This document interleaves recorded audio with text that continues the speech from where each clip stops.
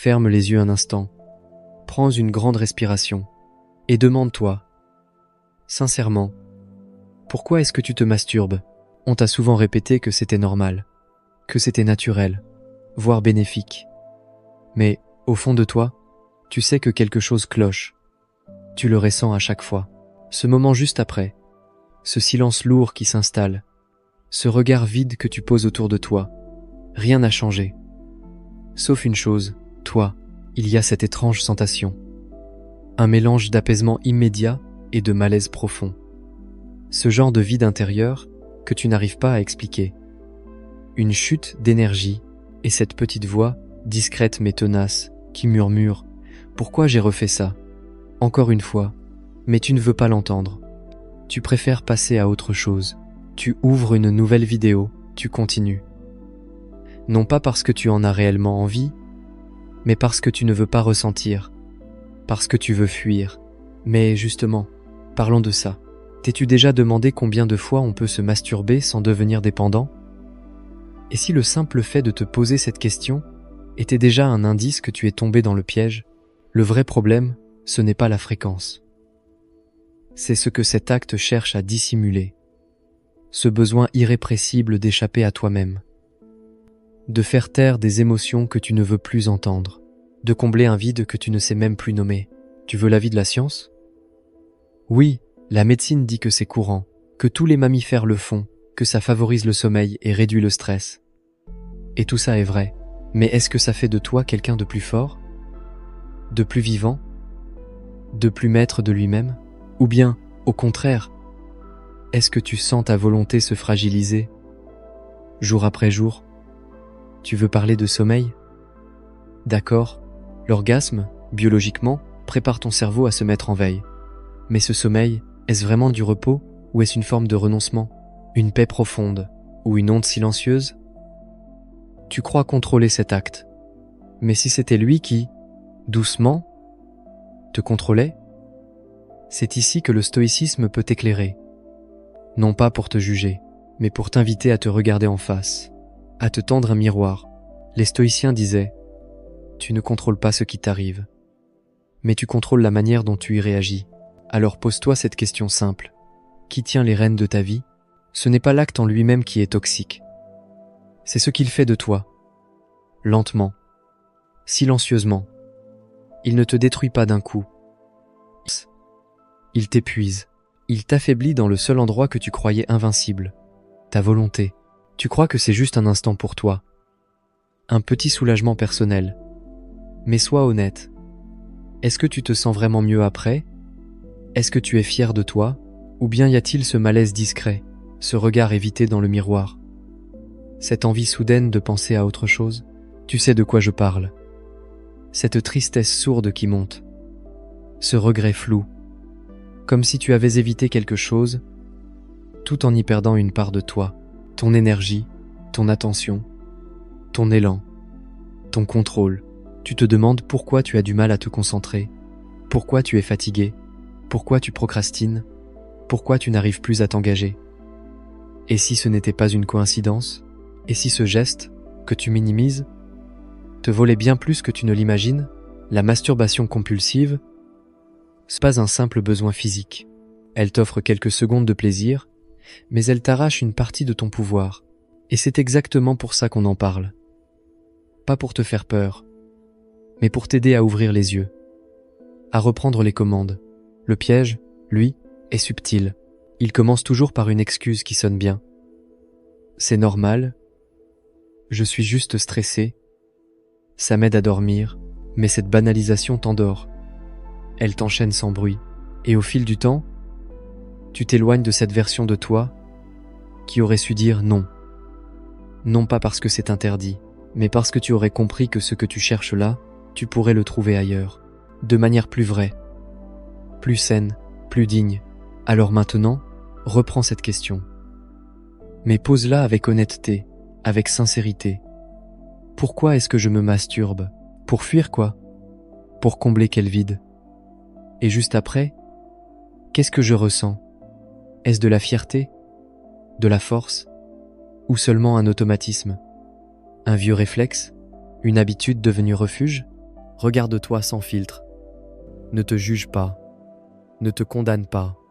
Mais écoute-toi. Parce que derrière ce vice, il y a une voix qui demande à être entendue. Un cœur blessé qui veut guérir. Un homme debout qui veut revenir à la vie. Et cet homme, si tu regardes bien, c'est toi. La masturbation libère de la dopamine dans ton cerveau. Cette hormone est responsable de nous faire nous sentir mieux, procurant calme, soulagement du stress et un sentiment de récompense. C'est causé par la dopamine, et c'est tellement agréable que certaines personnes deviennent accros. Le manuel diagnostique et statistique des troubles mentaux a incorporé le trouble de l'hypersexualité. Cela classe la masturbation excessive dans la catégorie des troubles obsessionnels compulsifs, un autre vice qui mène à la destruction mentale et aussi familiale dans de nombreux cas. Tu ne pourras pas te contrôler et tu deviens esclave de toi-même, victime d'un manque de contrôle, cherchant ainsi des relations avec des prostituées, du sexe avec plusieurs personnes et, comme nous l'avons vu dans une vidéo précédente, une consommation excessive de pornographie. Ce sont des moyens qu'un cerveau saturé de dopamine trouve pour obtenir du plaisir. Fais attention. L'addiction à la masturbation vient des substances chimiques libérées dans le cerveau. Et comme notre cerveau s'adapte à leur libération, il ressent le besoin de toujours trouver les codes qui ont généré cette stimulation. Ton cerveau commencera à demander de plus en plus de dopamine pour atteindre le même plaisir qu'il a eu la première fois, te forçant à toujours chercher comment te masturber encore. Cela atteint un point exagéré quand ton cerveau se rend compte que la libération de dopamine est excessive et commence à bloquer les récepteurs pour tenter de t'arrêter. En conséquence, la personne accomplit l'acte de plaisir dans ce cas, se masturbe mais ne ressent rien, ce qui la frustre encore plus qu'avant. Se masturber de façon excessive pour satisfaire cette faim de plaisir, c'est exactement ce que fait un fumeur qui ne s'arrête jamais, quelqu'un qui mange du chocolat jusqu'à en vomir, ou même un alcoolique. À ce stade, tu dois te demander: que vient faire le stoïcisme là, dedans?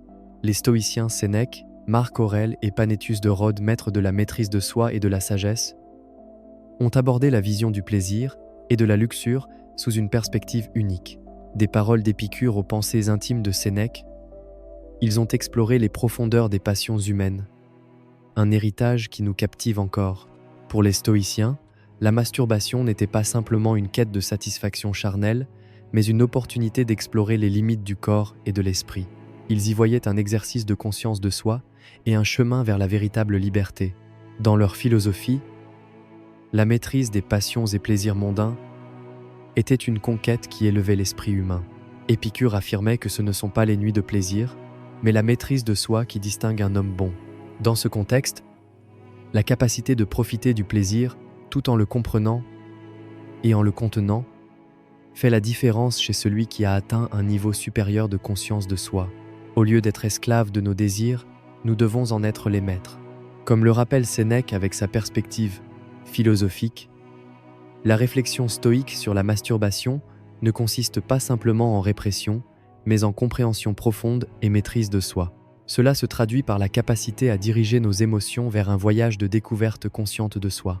Elle ne réside pas seulement dans la satisfaction momentanée, mais dans la compréhension, l'acceptation et l'accueil de nos inclinations les plus profondes. Du point de vue stoïcien, chaque action a des conséquences, non seulement pour nous, mais aussi pour l'ordre naturel de l'univers. Quand nous succombons à nos désirs les plus intenses, comme dans le cas d'une masturbation incontrôlée, nous perdons cette connexion harmonieuse avec la nature tant valorisée par les stoïciens. Nous devenons prisonniers de nos désirs, nous éloignant de la véritable sérénité intérieure. La masturbation compulsive peut déclencher un tourbillon émotionnel en nous, où la culpabilité, la honte et l'insatisfaction deviennent des compagnons constants. Les stoïciens nous enseignent à contrôler nos émotions intenses par l'introspection et l'autorégulation. En affrontant consciemment nos émotions, nous apprenons à les gérer de manière saine et constructive. Cependant, les stoïciens nous encouragent à trouver la paix intérieure en nous-mêmes. La véritable satisfaction réside dans notre maîtrise de soi et notre capacité à trouver de la joie dans ce qui est simple et vertueux. Permets-moi de partager une histoire personnelle inspirante. Je connais quelqu'un qui luttait contre la masturbation compulsive, cherchant un refuge et un plaisir momentané, mais affrontant une tempête émotionnelle après chaque acte. En s'immergeant dans les enseignements stoïciens et en pratiquant la maîtrise et l'autorégulation de soi, cette personne a vécu une transformation profonde. Elle a appris à affronter consciemment ses désirs et émotions, trouvant la véritable joie dans la maîtrise de soi. Elle mène désormais une vie de paix intérieure et d'authenticité, libre de l'esclavage des désirs éphémères. La véritable satisfaction vient de vivre en accord avec nos principes et valeurs les plus profonds. Quand nous cédons à des désirs passagers, nous perdons de vue ce que nous valorisons vraiment dans la vie. La masturbation compulsive peut nous éloigner de nos objectifs les plus nobles et nous détourner du vrai bonheur, celui qu'on trouve dans la vertu et la paix intérieure. En pratiquant la méditation et la pleine conscience, nous pouvons favoriser la sérénité mentale nécessaire pour résister aux tentations et affronter nos émotions sainement.